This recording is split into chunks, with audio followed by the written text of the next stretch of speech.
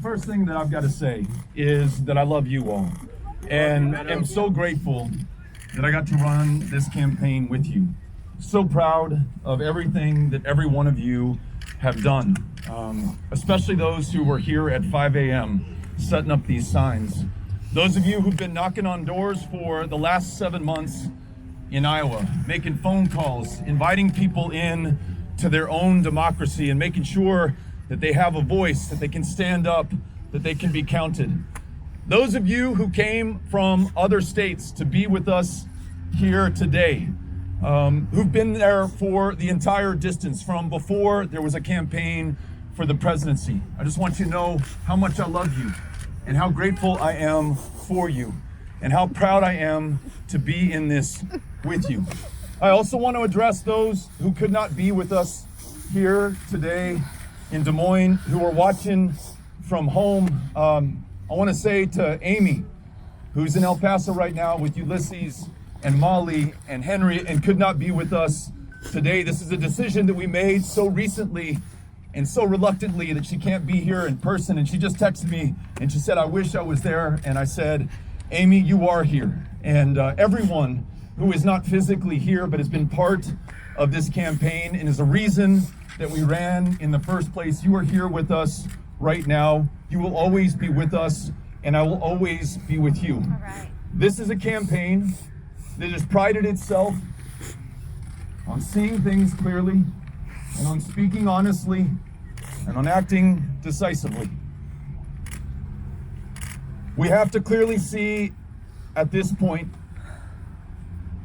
that we do not have the means to pursue this campaign successfully, and that my service will not be as a candidate nor as a nominee of this party for the presidency.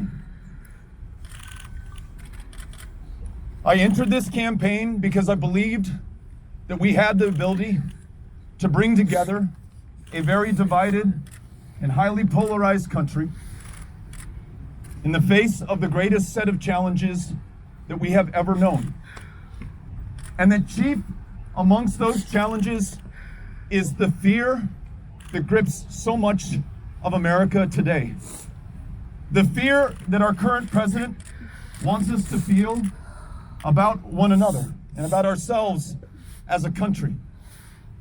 The very real fear that far too many live under day in and day out.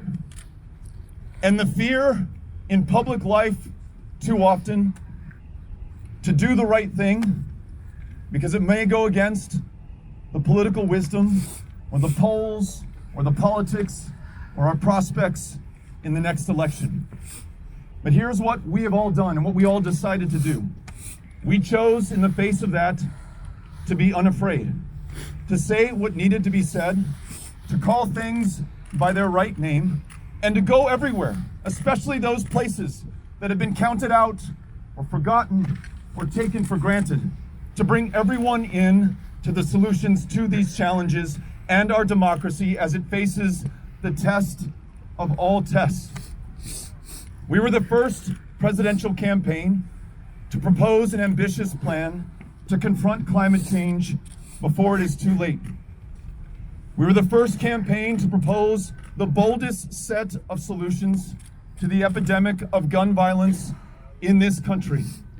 Unafraid to confront the conventional wisdom or what was possible to say in the public sphere for so many years and decades before this one. All of us, you, made this possible and made the change that our country and especially our kids deserve possible.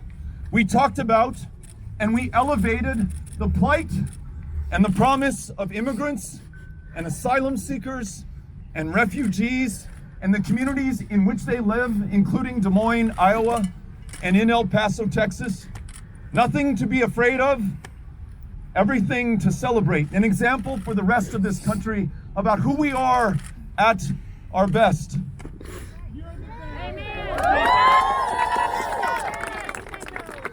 And we've also, together, connected the dots to help this country come to the conclusion about the costs and the consequences of Donald Trump.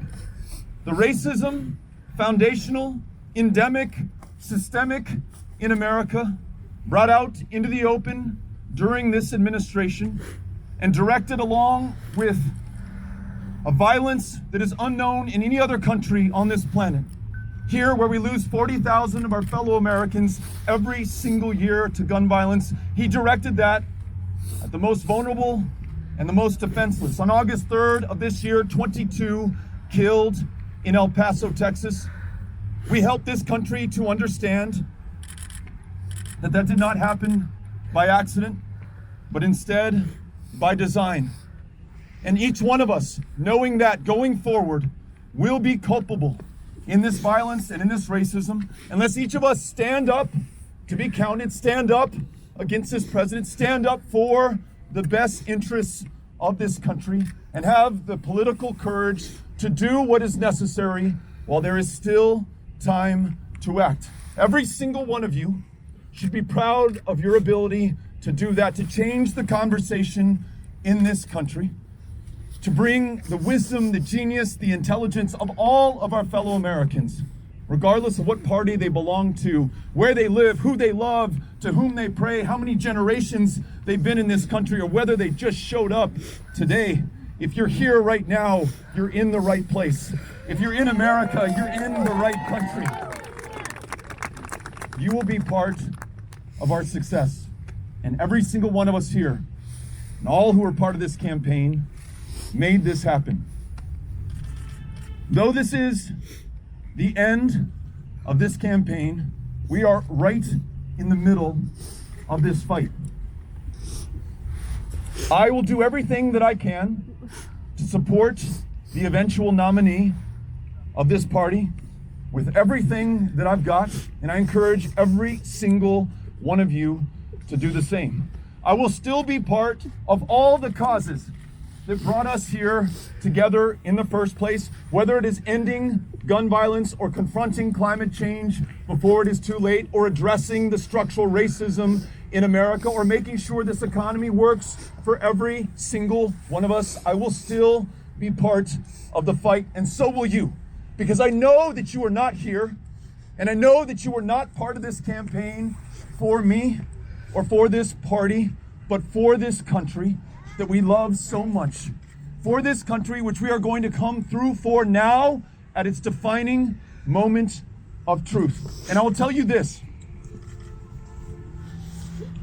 the very last place that I got to visit before being here in Des Moines as a candidate, just as an American, as a human being, was Newtown, Connecticut. And I listened to a community and to families who had been through so much. And today, almost 7 years later, show so much courage and give us an example for the way forward, not just when it comes to safety in our schools or against the gun violence that we see too often in this country, but how we as Americans can make it. And so many of the best ideas and so much of the courage in that room came from the very youngest among us, including those who were too young to vote. And that is how it has always been in this country. At these defining moments of truth, it is the very youngest. In World War II, the 17 and 18 and 19-year-olds landing at Normandy on the 6th of June, 1944, to make this country and this world safe for democracy.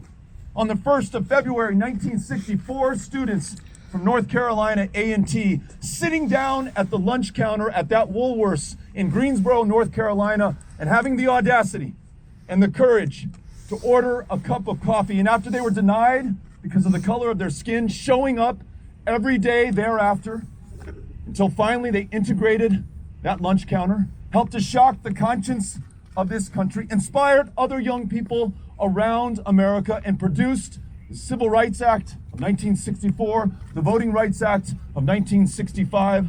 Those young students at Kent State in 1970 who knew that we should not be at war in Vietnam and stood up against that and stood in the line of fire, 4 of them giving their lives.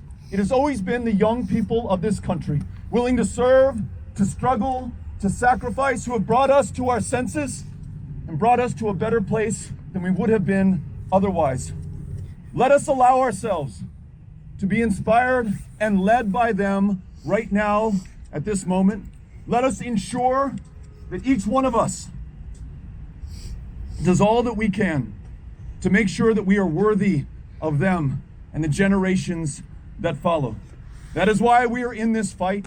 That's why I will stay in this fight in whatever capacity I can, and why I'm so grateful that I was in this fight as a candidate with you. I want to tell you from the very bottom of my heart how grateful I am, how well served I was by the members of this team, those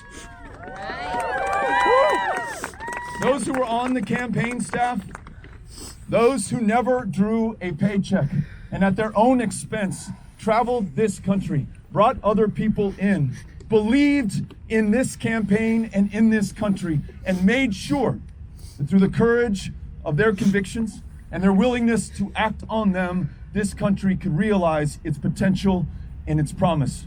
This has been the honor of my lifetime. I love you all, and I know that I will be seeing you down the road. Thank you so much. Les agradezco, and I am with you. Love you all very much. Gracias.